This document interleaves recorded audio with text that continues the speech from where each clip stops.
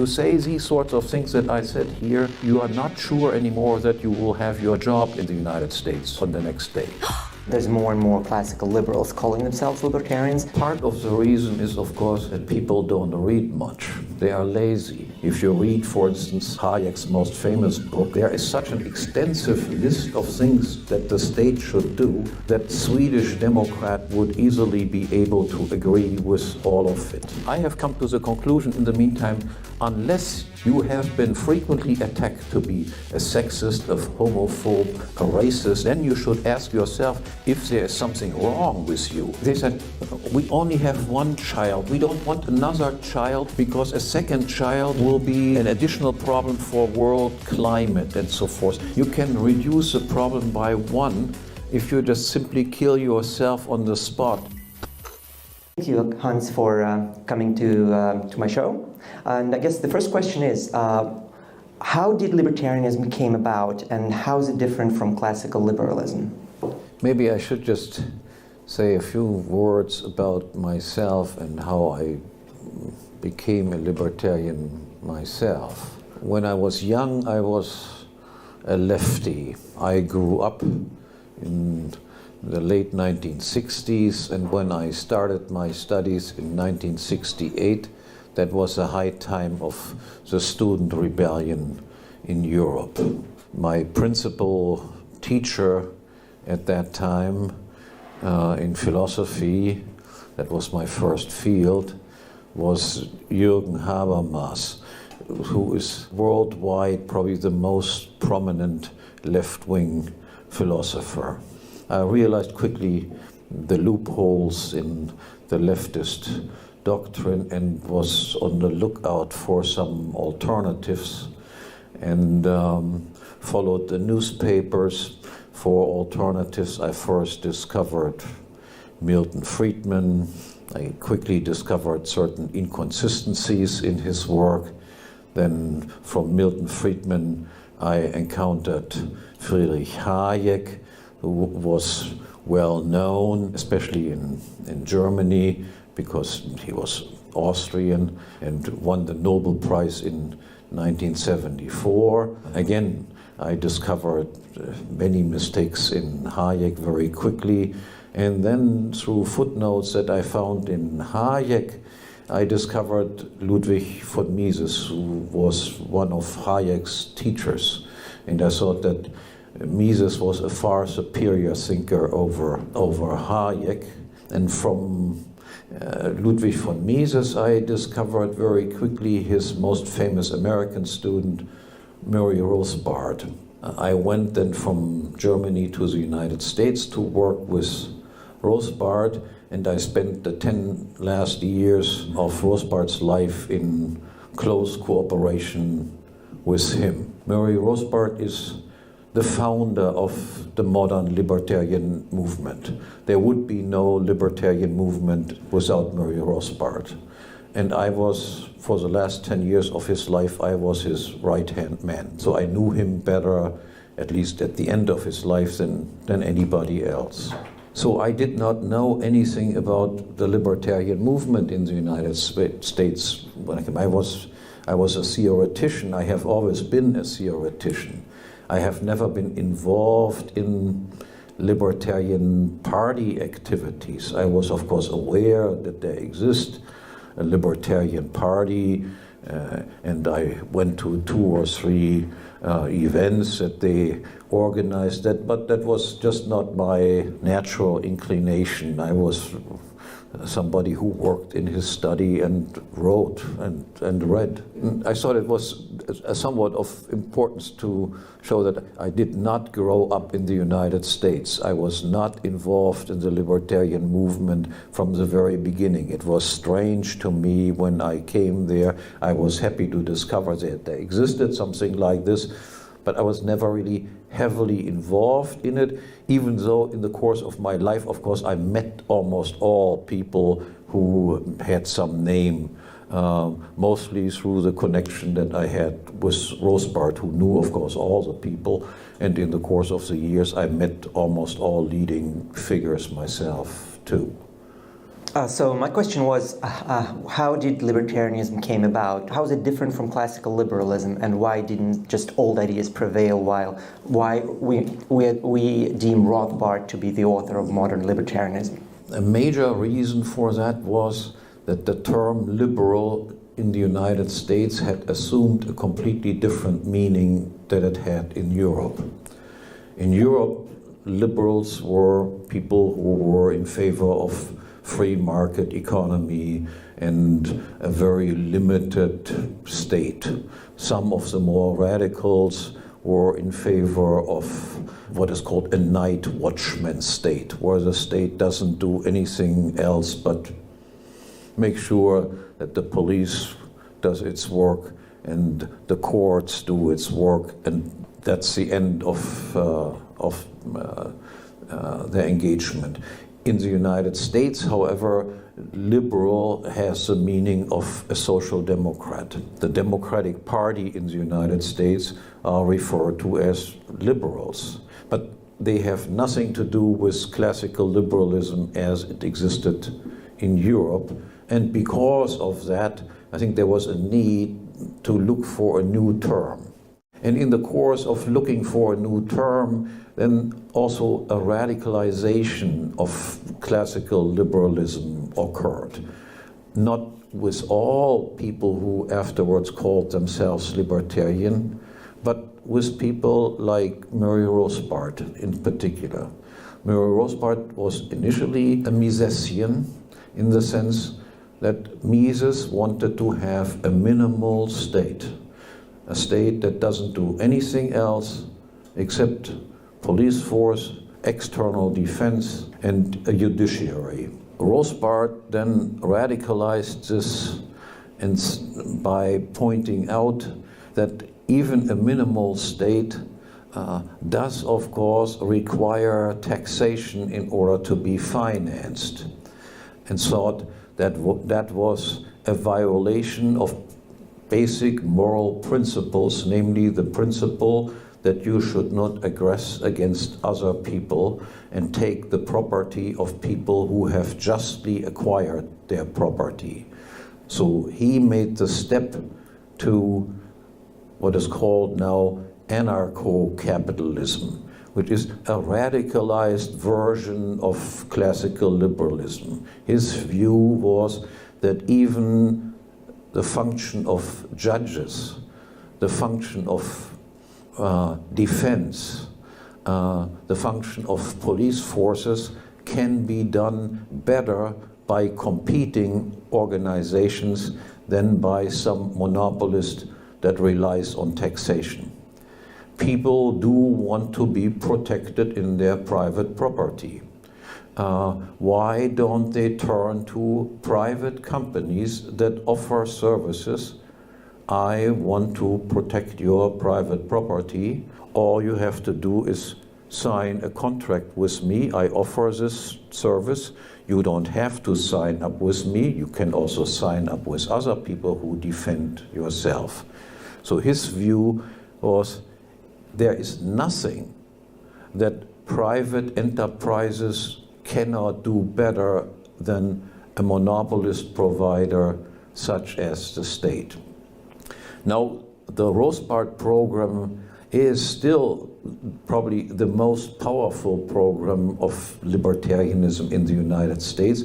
However, there are also quite a few people who remained, in a way, classical liberals, but not calling themselves in the United States classical liberals, also adopting the term libertarians, but who refused to accept Rothbard's radical conclusion, everything has to be done by private enterprises. They thought, no, certain things have to be done by the state. Nowadays, classical liberals in Europe still have an affinity to the libertarians in the United States.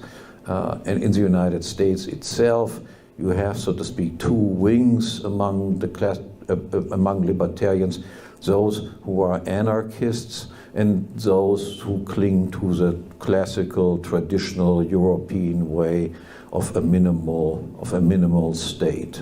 So, if Rothbard used to be regarded as a founding father of modern libertarianism, why did departure from the Rothbardian tradition of libertarianism happen? Because today, when you talk to libertarians in the West, what you face is that there's more and more classical liberals calling themselves libertarians, and the Rothbardian tradition seems to be like taking the back step. Why did it happen? Part of the reason is, of course, that people don't read much. They are lazy. And the more acceptable version is, of course, the classical liberal version. The idea that the state is necessary somehow is so ingrained in the heads of people that they could not free themselves of that preconception. And the other reason is indeed that the bigger this movement grew, the less was the number of people who actually read a lot of things. They were satisfied with just getting a few slogans, and that was enough. Whereas I think the major theoreticians of the libertarian movement, as far as I can tell, are all anarcho-capitalists, because the classical liberals do have a tremendous difficulty explaining how, if you have a minimal state that is a monopolist to decide how many resources do we need in order to do our minimal tasks of defending people, protecting their private property, there is no end to it. It's like, do we need $100 per person to just do this, or 150, or 200, or 300, or 1,000? There is no answer to this question. Whereas if you say, you don't need anything, then you have, of course, a very clear answer to this question. As a little anecdote, I can tell you that at the beginning, we probably come back to the split between various organizations in the United States.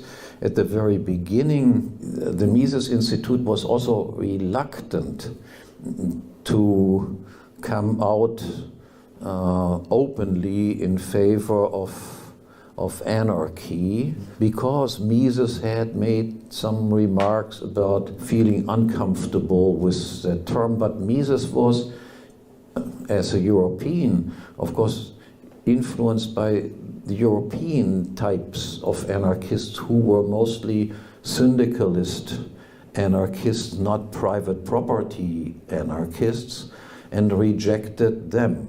On the other hand, Mises, for instance, in his earlier works, pleaded for the right of every community to secede from its larger entity.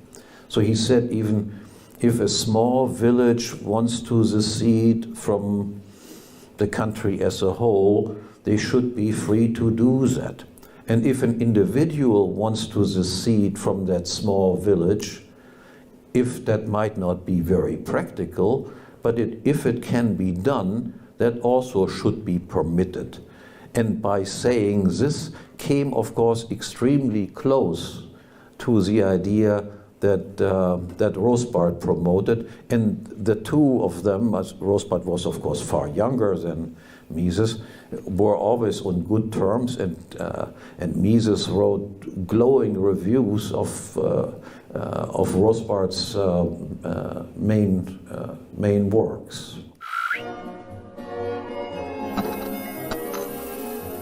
You mentioned the split between libertarian institutions, and you mean the split between the Cato and the Mises Institute. What happened? Why did this split occur? Because I think few people realize, in Russia, definitely very few people realize that Rothbard actually founded both institutes, the Cato and the Mises Institute. And the reason why the Mises Institute was created is because there was some sort of conflict that made Rothbard leave the Cato. So what happened? Yeah, it was initially, Rothbard was friends with the Koch brothers, especially I think Charles Koch. And the Koch brothers are the largest privately owned company in the United States. They are mostly in the oil business. Up to this day, they belong to the 10 wealthiest people in the United States. So Charles Koch was initially enamored by the ideas that Rothbard promoted. Then they had a fallout. Well, I put it this way, Koch was, so to speak, the money giver, and Murray Rothbard was the intellectual head of the outfit.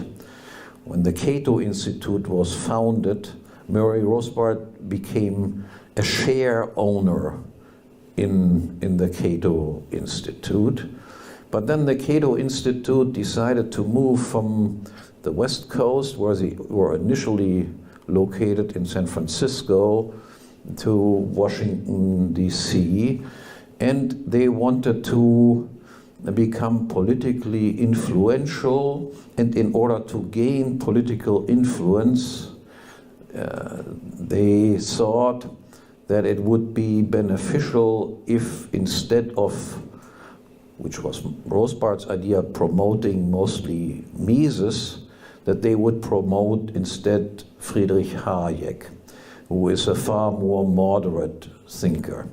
If you read, for instance, The Constitution of Liberty, which is one of Hayek's most famous books that was published in the 1960s, if you look at the third part of that book, where he discusses what would be the appropriate functions for states, there is such an extensive list of things that the state should do that a Swedish Democrat would easily be able to agree with all of it. Mises, of course, was what people called intransigent, but an extremist. He didn't make any compromises. He said, no, there should be no function of the state besides these few that I mentioned early on.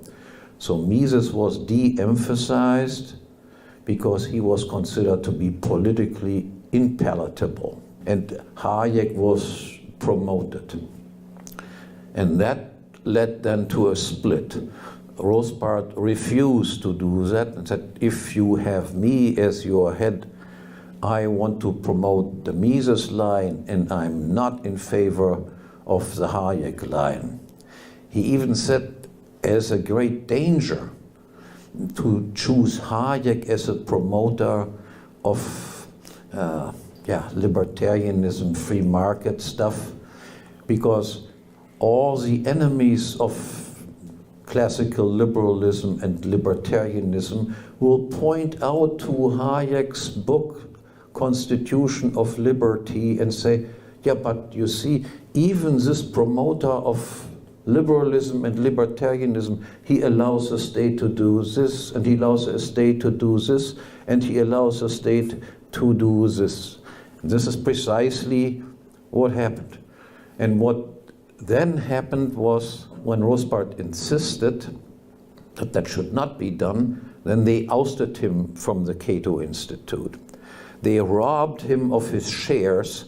He was silly enough, as he admitted afterwards, that he had his shares stored at the Koch headquarters in Wichita, Kansas, and the Koch brothers then told him, sue us if you want. And of course, Rothbard, he was a poor academic, so how are you going to sue multi-billionaires who can sue you back for 10, 20, 30 years? And he gave up. And then, after he was ousted from the Cato Institute then became a relatively moderate institution that tried to do lobbying work in Washington, D.C. Then Lew Rockwell, who had been a book editor and published some of Mises's books, approached Rothbard and the widow of Ludwig von Mises, with the idea, I will found a Mises Institute that continues the work that originally the Cato Institute was supposed to do. When that happened, the Cato Institute and their financiers, again, you have to imagine that these guys had almost unlimited resources. They then started a campaign against the Mises Institute. The Mises Institute had to be destroyed. They wrote to all potential donors, don't give any money to that institute. These people must be eliminated. They must be destroyed. To no avail. I mean, it was difficult. I have been associated with the Mises Institute almost from the very beginning. It was founded in 1982. I moved to the United States in 1985. I worked with Rothbard first in New York City for a year, and then we both moved to Las Vegas. We were colleagues there, had our offices right next to each other. We had initially, Mises Institute had maybe a handful of employees, and Rothbard as his intellectual head, me as his assistant, and Walter Block somewhere in the background as well. That was it. In the meantime, of course, the Mises Institute is quite big. They rely on donations from small donors, but a large number of small donors, which makes you more independent. Because big donors tend to insist, no, this one topic, I don't want you to talk about this. This is what I want you to do. Small donors have no power over what the Institute does. I remember there were cases, for instance, when moderately sized donors, for instance, approached Lew Rockwell and said, Lew, get rid of this Hoppe guy. He is too radical. We don't want him. And we don't give you money anymore if you don't throw him out. And Lew Rockwell said, no way will I do this. Your contributions are certainly not big enough to make me a stupid decision like this. If you have a billionaire who says this sort of thing, and if he is not satisfied with your decision, then you are at the end. Then you have no funds whatsoever anymore. So the fact that the Mises Institute succeeded was due to the fact that large numbers of comparatively small donors sustained the Institute. And they have stayed true to the Rothbardian program. No other institution has done that. And I did play a role in persuading Lew Rockwell to give up this idea of we are in favor of limited government, and always refusing to say, no, we are anarcho-capitalist, by simply pointing out, Lew, is there any institution that says that they are in favor of unlimited government? And he said, of course, no, there's not a single institution that I'm in favor of unlimited government. So I say, so if you, even from a marketing point of view, you had to say, no, we are not in favor of unlimited, we are not in favor of limited government. Everybody is in favor of limited government. We are in favor of no government at all. So it was the Koch brothers. They are still one of the major sponsors of all the libertarian organizations in the West. So would it be appropriate to say that big money corrupted the libertarian movement? Yes, of course that would be true.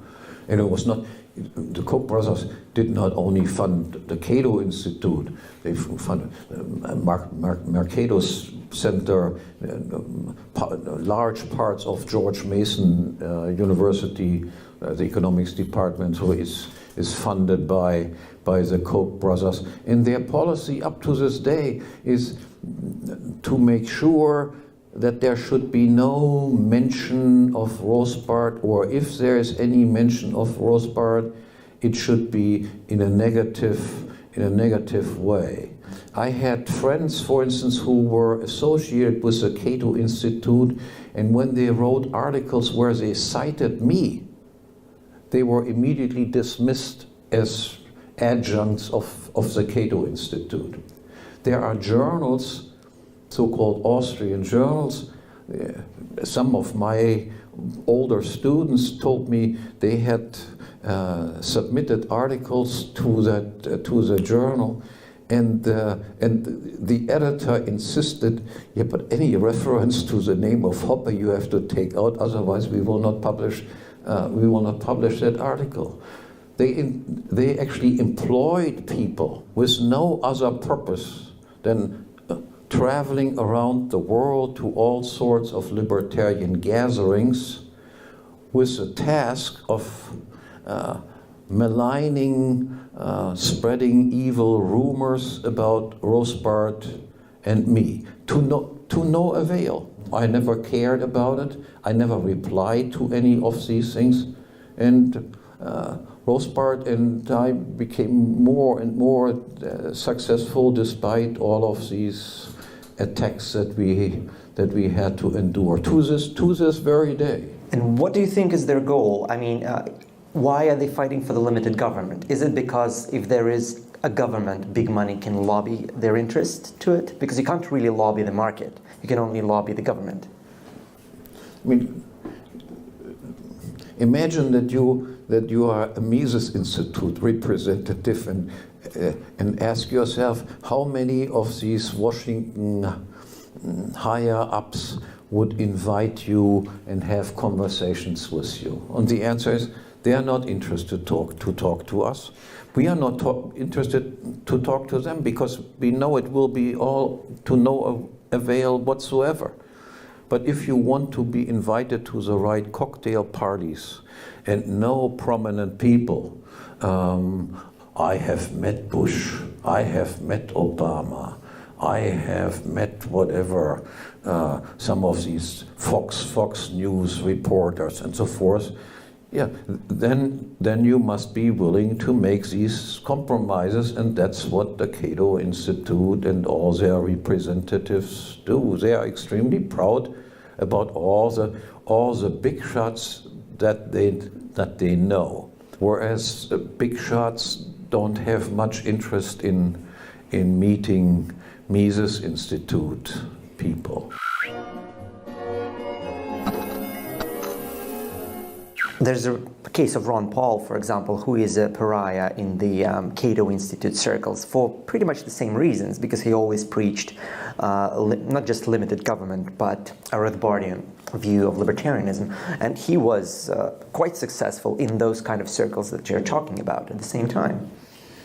No, I mean, he was elected a few times to the House of Representatives from his local electorate, mm-hmm. But he was an outsider in Washington.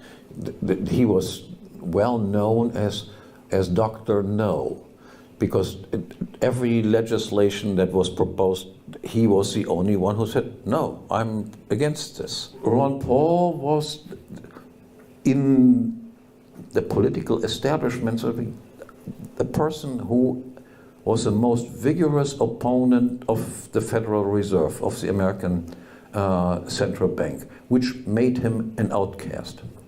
In addition, I should point out that Ron Paul was, of course, also a person who made remarks about, look, blacks commit more crimes than whites.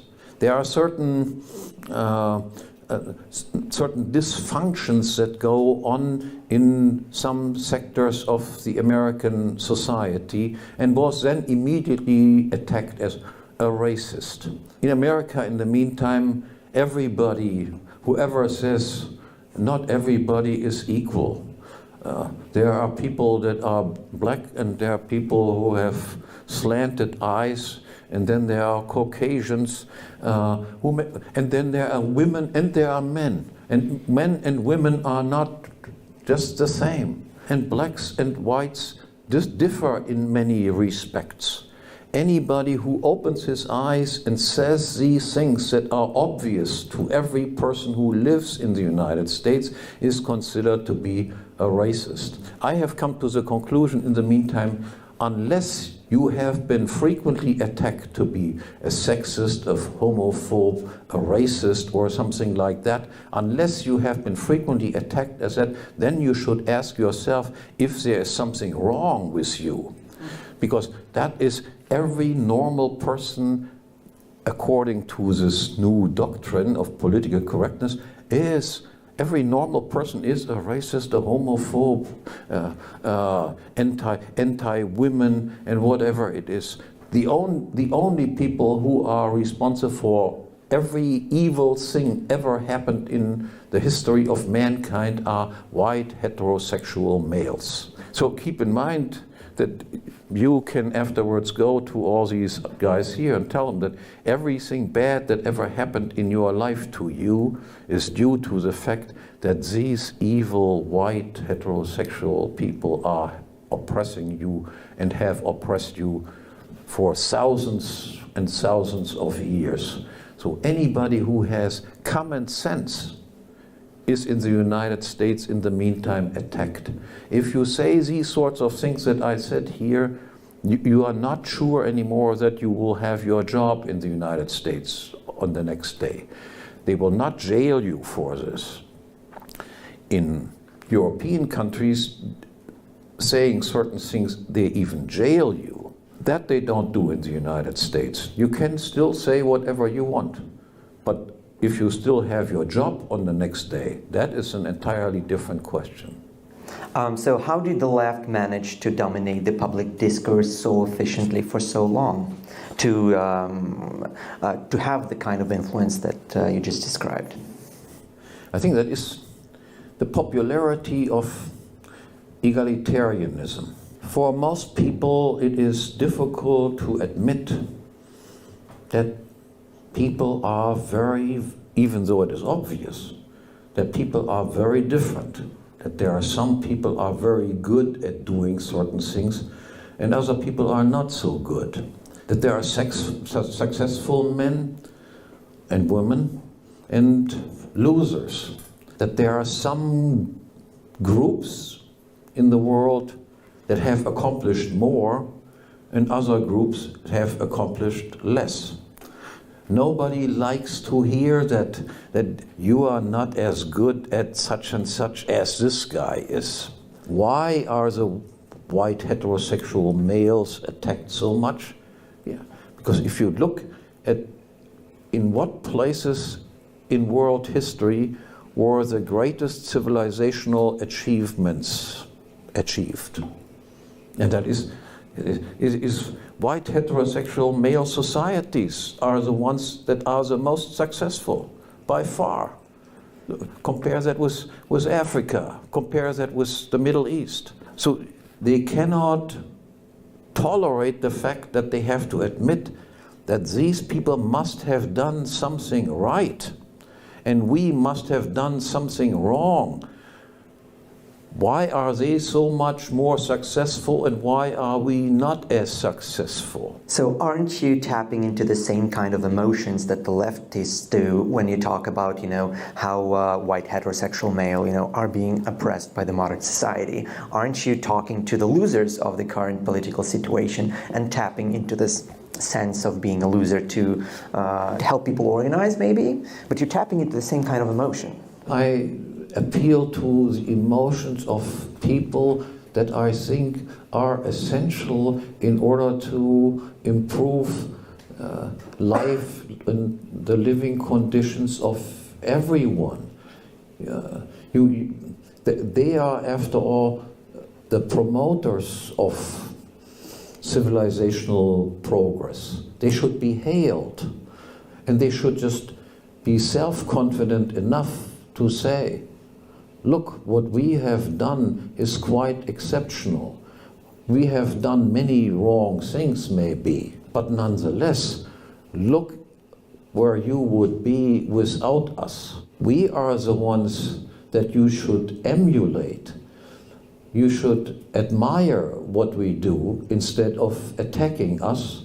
And if you admire us and recognize what role we played, you all will benefit in the long run from this, instead of attacking those people who are the guarantors of continuing prosperity for those people who think that they got the short stick in life. But you're talking from the position of the moral superiority in that case.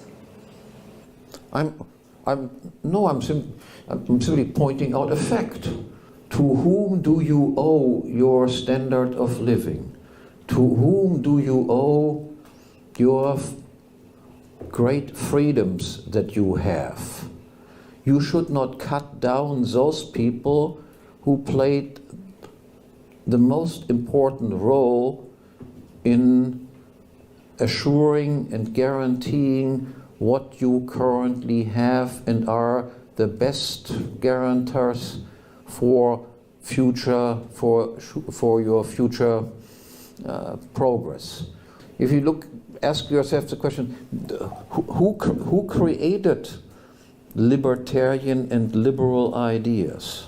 Who were the main writers that we look upon who realized how important private property is and the protection of private property is, especially also for the poorest people?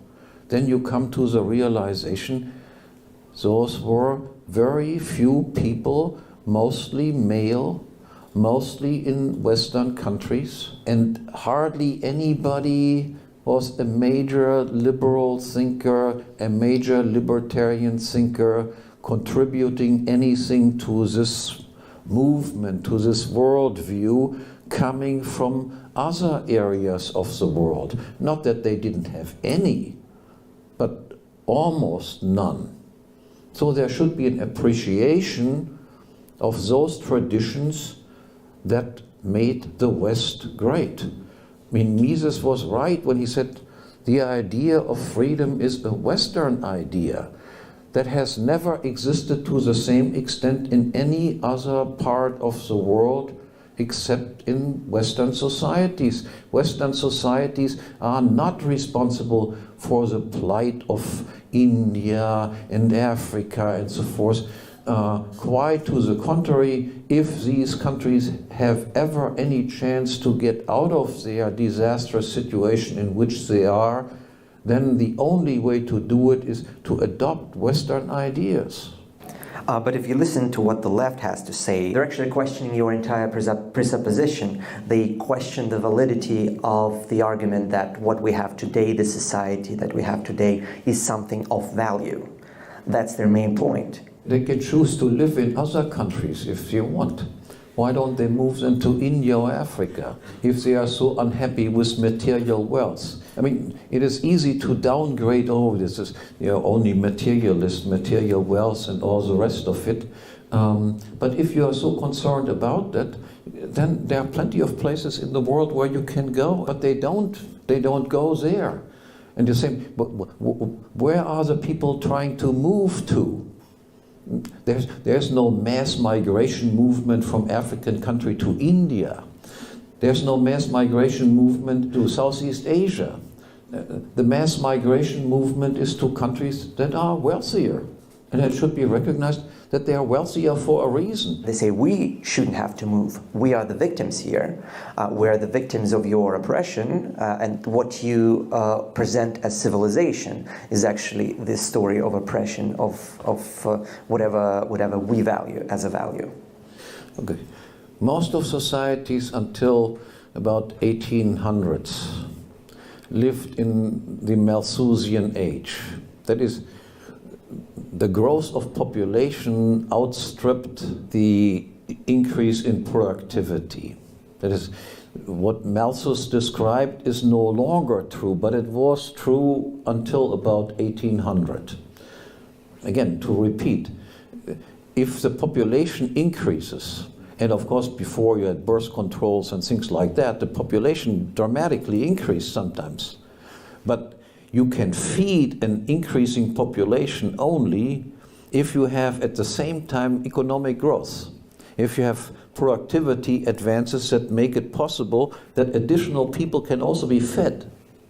Until the 18th century, you had, throughout the entire world, massive amounts of people dying off because the economy did not allow everyone to survive.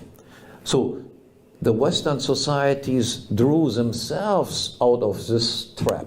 It was not because they exploited any other society whatsoever, because there was nothing to exploit from these other societies. They were also poor. Since that time, we have growing population plus increasing general standards of living on a worldwide scale. There have never been as many people freed out of extreme poverty as in the last 200 years. You can then only say they exploited their own workers. But the problem there is, of course, the workers could have become capitalists themselves. They decided not to become capitalists themselves because it had to require that they had to wait far longer before they would ever be paid wages. They decided, I want to become employed because as an employee I will become paid right away, whereas if I become a capitalist myself, I first have to build all the capital goods and have to wait until the capital goods are ready and turn out consumer goods, and only then do I collect any income. But even the claim that we're feeding more people than ever, that we can feed the growing population, is under attack today. And if you look at Greta Thunberg, what she was saying in the United Nations just a couple of days ago. How dare you! I dare you! I double dare you, motherfucker! She's attacking this exact idea that there's, there's too many of us, the situation cannot be sustained, and that you were selling, that's what they say, that we've been selling them a lie. Okay, then, see, people who have that fear, I always tell, look, you can reduce the problem by one. If you just simply kill yourself on the spot, then the problem is already one person less. So, I mean, you have like Prince Harry and whatever, this Meghan girl. So they said, we only have one child. We don't want another child because a second child will be an additional problem for world climate and so forth. Then the question, why did you even have the first child? Why didn't you kill yourself on the spot? Then the problem is a little bit less. And the Greens and all of these people are not in favor of population control in Africa. Africa is the continent where you have enormous growth rates of population. Russia is a dying population. I mean, the number is declining. In Germany is declining. The only fact that it doesn't decline is because of the mass immigration that takes place, which all go on welfare in Germany. There is practically no European country that the native population even maintains the same size. The Western societies are by and large dying out, so we do what Greta Thunberg wants us to do, except that she doesn't kill herself. The countries that are the major danger are precisely those African countries with enormous, they have 5 kids, 10 kids, no problem. But this is not made into a problem. Quite to the contrary, we are the ones who are responsible for all of the evil things that go on in these places. Even though, according to their own doctrine, they are the main problem. That they just simply can't curtail their population growth.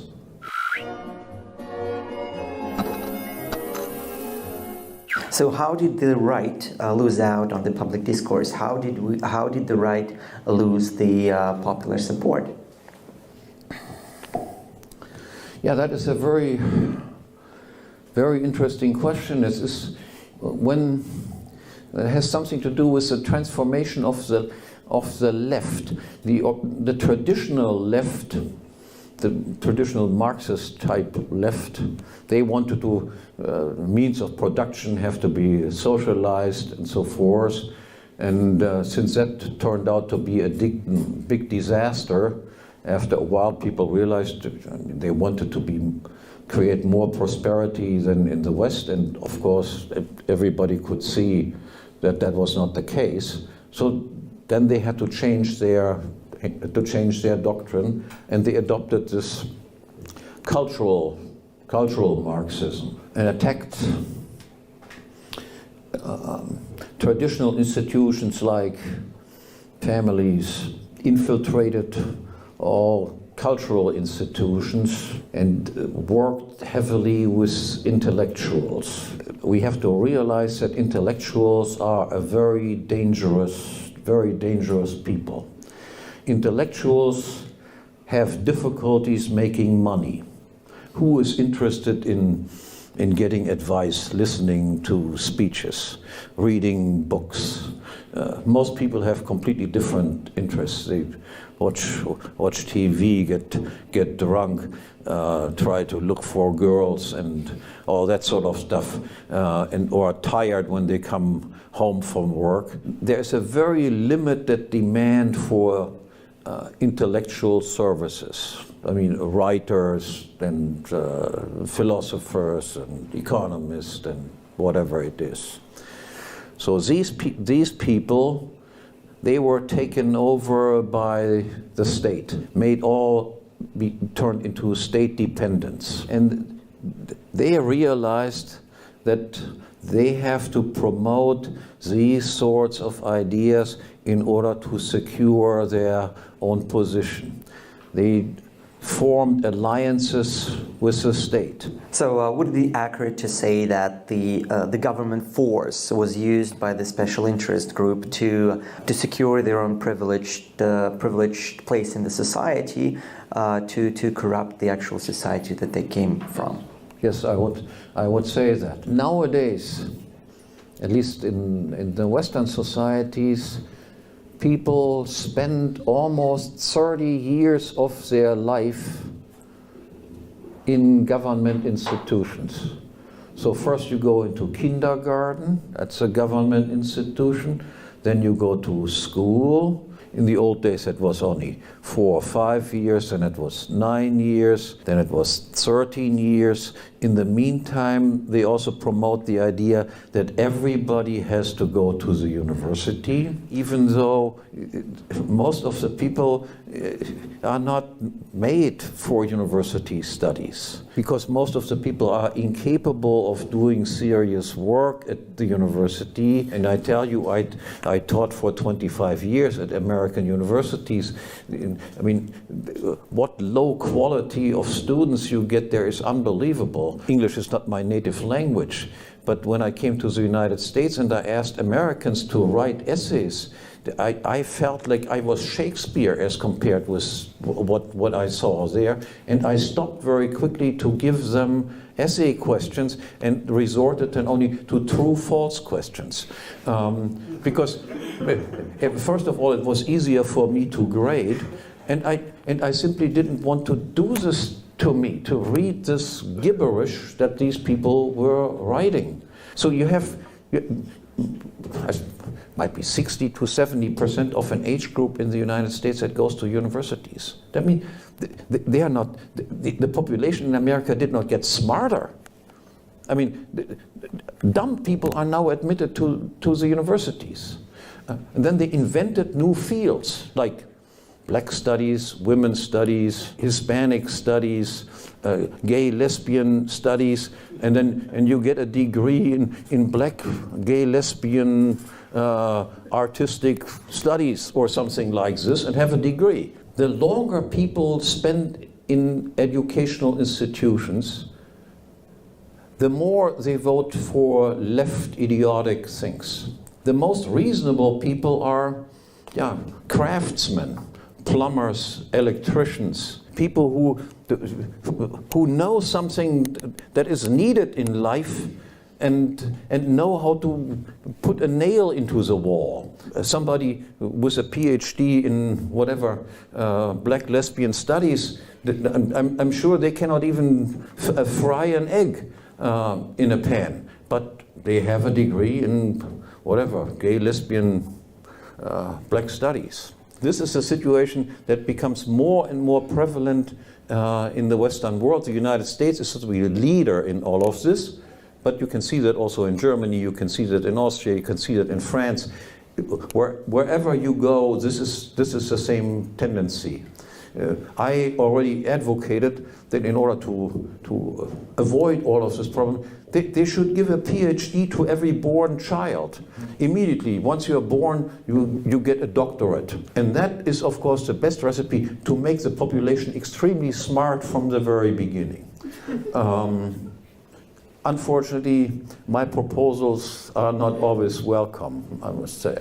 You mentioned that there are some dumb studies and there are some proper studies, and the people who have common sense, they do something useful. But isn't that kind of arrogance actually brought the right wing to the situation they're in right now, because they didn't pay close enough attention to working with the public opinion. They didn't put enough value onto the kind of propaganda that left obviously understands, and precisely because of that, they ended up in the losing position. Because they get the finances. The normal people are taxed to the hilt in order to finance people study idiotic fields at the university without any employment prospects. The only institution that employs these people afterwards is again the state. I mean, what normal company does need an expert in gay, lesbian studies? But they even introduce that into normal business life by insisting that every company must now have a human resource department that sees to it that in every company there must be the right representation of all groups. There must be so and so many women, there must be so and so many minorities, there must be so and so many people who have certain disabilities. The only employment prospects these people have is either directly working for the state or working for companies that are obliged to follow state orders to have the right representation of different groups in different companies. Even though, for instance, take the example of women. So they have, say, in every major company there must be on the board of directors must be now whatever 30% of women, and the ultimate goal is we want to have 50% because 50% of the population are female, so there must be 50% of that. What they don't do is, of course, realize that there are many jobs where the same sort of demand are not made. If you look at the people who just clean the street or drive heavy equipment, who do heavy lifting, they are mostly male people working in these professions. But there they don't insist, there must be just as many women who pour cement on the streets. There must be just as many women who take care of the garbage. There must be just as many women who serve in the military and so forth. They only pick out certain things. There must be just as many women as there are men, but not in other fields. Is it correct to assume that the government cannot actually be used to help the society sort itself out? And the only reason why we have this kind of deviations is because the government forces it onto people. So when you're talking to the right, and there are libertarians, and then there are traditional right wings. And when you talk to the traditional right wings, their argument is, we just have to take the power back. We have to take the government back. And then, now that it's the wrong people are at the power. If there were right people at the power, everything would be different. Is that a sound argument, given everything that you just said? Of course, no, I oppose that just as much. I realize that the idea of many of the right-wing people is everything would be just great if we, instead of the left, run the show. They would run a different show, but it would have the same sort of excesses that the left has. Maybe it would be slightly more pleasant, but not by much. No, we have the power of the government has to be systematically reduced. All welfare has to be abolished. Welfare are institutions that break up the solidarity that normally exists within families. That you have, for instance, increasingly large number of illegitimate births. That you have increasing numbers of single mothers is a result of the fact that being a single mother, you get support. Normally, if you don't get any welfare support, you will be far more careful in who you marry, when you do get divorced, and so forth. If you know, however, if I get divorced, then I can rely on the government forcing my husband to pay for years and years and years, the likelihood that you will choose the wrong partner and easily divorce increases, for instance. For my heart, my personal life, I would think I am a conservative bourgeois person. But I resent the idea that these types of people become in charge of the state and then impose their particular view of the right way to live on everybody else. I think if welfare would be eliminated, more people would lead a responsible bourgeois life than they currently do. So the government is the biggest threat to the traditional way of life? Yes, I think by far, yeah. Great.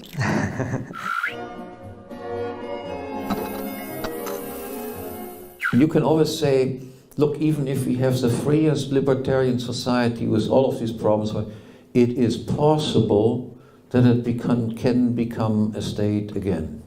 I remember what Rothbard said to these types of scenarios. He said, but then at least we had a glorious holiday. I would not deny, states have come into existence, and even if we succeed in abolishing them, it is possible that they come again into existence. But that doesn't mean that we shouldn't try to reach that goal. We try to eliminate murder, that people murder each other. That is a constant desire, so to speak, of mankind. Why can't we get rid of murder? So would we say, because obviously the murders occur and there are murderers running around, hey, we give it up. It makes no sense to do that, because they always spring up again. No, we never give up on it. Yeah, states have been around for quite some time. Sometimes they are worse and sometimes they're somewhat better. That doesn't mean that anybody has to say, since they have always been around and they can come again and whatever it is. So we simply give up on the goal. No, we don't give up on the goal. So libertarianism is a permanent struggle for freedom. Yes, it's the permanent struggle. And there will be permanent enemies of that thing. Envy is a big motive. Ruling over other people is a powerful motive. We have to be aware of that and have to combat it as good as we can. Sometimes we are more successful in it, and sometimes we are less successful in it. But there's no reason why you should ever give up a goal that is a moral goal. And a moral goal is, as far as I'm concerned, that we do not aggress against other people. If people do aggress against other people, then we should say so that was a moral failing or a crime, and we should blame these people and speak out and say this is not right. In private law, that's in the dealings that private citizens have with each other, the rules are more or less clear. Everybody knows that if I smash you in the face, that is not right, or if you smash me in the face, that is not right. Everybody knows that if you come and steal my wallet, that is stealing, unless you can show that I stole it from you yesterday. Everybody knows that if I burn your house down or you burn down my house, that is a crime, that is a punishable offense. What has been forgotten, that is the same standards we have to apply to politicians also.